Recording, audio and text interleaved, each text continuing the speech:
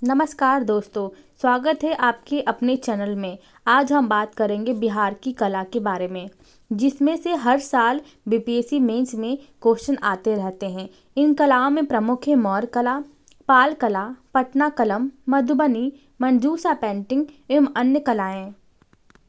तो आइए आज हम लोग पटना कलम को डिटेल से पढ़ते हैं।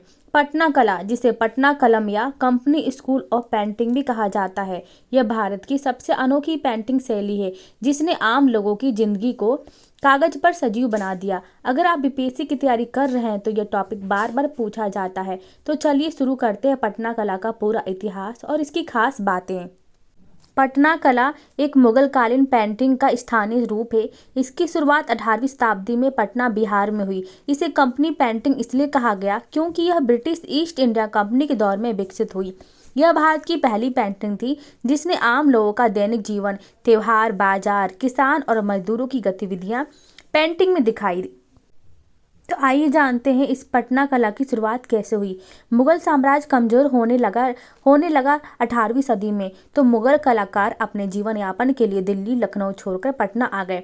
इनमें मुख्य थे मीर सैयद अली, नजरुल्लाह, श्रीलाल और बख्तावर। पटना में इन कलाकारों ने एक नई शैली शुरू की जिसे बाद में पटना कलम कहा गया।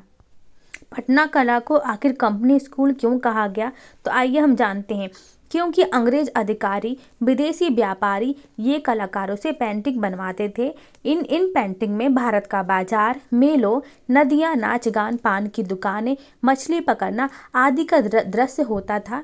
इन पेंटिंग को विदेशी बाजार में बेचा जाता था, इसीलिए इसे कंपनी स्कूल कहा गया।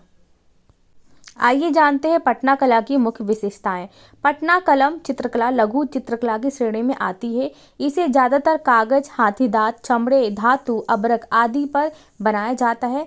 दूसरा है कि पटना कलम चित्रकला ब्रिटिश शैली, मुगल शैली और भारतीय शैली से प्रभावित है, जिसने बहुत सारे व्यापारियों, अधिकारियों आदि को आकर्षित किया, जिसने उन्हें एक वाणिज्य कला रूप बना दिया। पटना कला की तीसरी सबसे बड़ी विशेषता यह है कि ये चित्रों के विशेष सामान्य जीवन पर आधारित होते थे, जो कि भारतीय जीवन शैली को दर्शाते हैं। जैसे कुछ चित्रों के एग्जाम्पल हम बता सकते हैं कि मछली बेचने वाली महिला, लोहार, सोनार, पालकी ले जाने वाले कहार, खेत जोतने वाले किसान, साधु, तपस्वी आदि ऐसे चित्र इनमें शामिल किए गए, जिससे भारतीयों का इस चित्र से काफ़ी लगाव हो गया। इन चित्रों में पृष्ठभूमि का बहुत कम उपयोग किया गया, साथ ही बिना रेखांकन के बनाए जाते थे, जिसे कजली स्याही तकनीक कहा जाता था, जिसके लिए मिट्टी, फूलों के रंग, आटे, पत्तियों के रंग आदि का प्रयोग करके स्वदेशी तरीके से रंग बनाए जाते थे। पटना कला के चित्रों में अलंकरण और सजावट का बहुत कम प्रयोग किया गया था। इसके प्रमुख कलाकार है सेवक राम, हुलास राम, जय रामदास, शिवदयाल आदि थे। पटना कला के अंतिम कलाकार ईश्वरी प्रसाद वर्मा की मृत्यु के बाद यह चित्रकला शैली पतन की ओर चली गई। हालांकि इसके पतन के कई अन्य कारण भी थे, जैसे कि फोटोग्राफी कैमरों का आविष्कार, संरक्षण का अभाव, प्रिंटिंग मशीनों का आविष्कार। 18वीं-19वीं शताब्दी में पटना कला को बहुत ज़्यादा प्रसिद्धि मिली और इसका विदेशी बाजार में बहुत ज़्यादा मांग था, लेकिन समय के साथ इस कला का पतन होने लगा। तो आइए हम जानते हैं कि इस कला के पतन के प्रमुख कारण बिंदु क्या हैं। पहला कारण है सरकारी संरक्षण की कमी।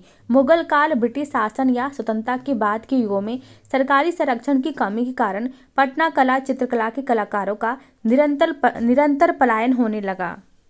इसका दूसरा प्रमुख कारण है कि फोटोग्राफी कैमरे के आविष्कार से। फोटोग्राफी कैमरे के आविष्कार ने भी इनकी बाजार मांग को प्रतिकूल रूप से प्रभावित किया। प्रिंटिंग प्रेस के आविष्कार ने भी इस कला को काफ़ी नुकसान पहुंचाया। हाथ से बनाई गई प्रतियों के बजाय इन चित्रों की मुद्रित प्रतियां की मांग शुरू हो गई। इस कला के पतन के साथ ही इसके कलाकारों की भी संख्या कम होने लगी, जिसके कारण इसको संरक्षण नहीं मिल सका। साथ ही 20वीं सदी के मध्य तक पटना के क्षेत्रों में आने वाले विदेशी पर्यटकों की संख्या भी अचानक कम हो गई थी। इसके साथ ही मधुबनी चित्रकला की लोकप्रियता और मांग के साथ भारी प्रतिस्पर्धा का सामना करना पड़ा।